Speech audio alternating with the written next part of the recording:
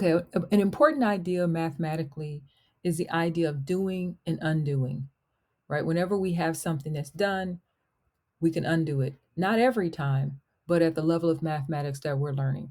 For example, if I'm adding, right, I'm just going to put the word add next to that. What do we do to do the opposite or to undo it? Of course, we would subtract, right? So if I subtract, I'll take the difference. I'm not adding or making something bigger, I'm making it smaller. And my example would be if I have 5 and I add 1, I get 6. Well, I don't want to add 1. I want to take it back to 5. So then I would need to subtract. So instead of adding 1, I would subtract 1, right? So 6 minus 1 takes us back to 5. We can also do an undo, right, with the next higher order form of addition. Remember multiplication, and here I'm going to use an x. In the future, x will be a variable. But if we're multiplying, right, remember multiplication is repeated addition. So if I'm multiplying and I want to undo it, what could I do? The opposite of that is dividing, right? So I'm going to divide instead of multiplying. When I divide, okay, for example, if I have 10 divided by 5, or actually, I'm going to multiply first and then undo it.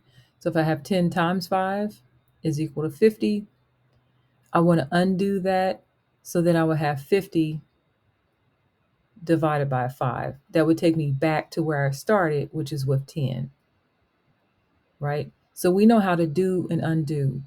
The good thing about this is we can go from left to right and say the opposite. But if we go down, we're increasing the strength or the power of the operator. Addition, right, takes longer. It's like counting. But multiplying means that we're multiplying, we're adding faster. So now I'm not just adding one at a time, I'm going to add all fives. So if I add two fives, that would be 10 versus counting 1, 2, 3, 4, 5. So multiplying is a faster way to add. What's a faster way to multiply? Well, how about squaring? If we square a number. So this time the x is a variable. So x squared or x to the second power means I'm going to square the number, which is the same thing as saying x times x, right? It does not equal 2x, it equals x to the second power. Now, what's the opposite of squaring or taking something to the second power? The square root, right? So if I take the square root of x to the second power, then I just have x. So, and we call this the square root.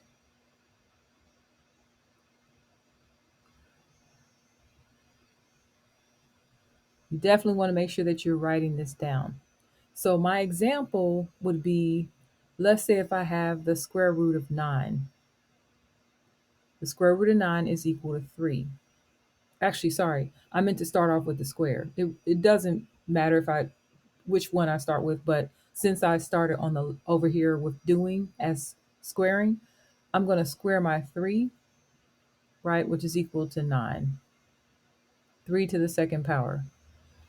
If I want to go back instead of squaring and find out what did I have, I'd have square root of 9, right, which is equal to 3. That takes me back to where I started, which is with the 3, right?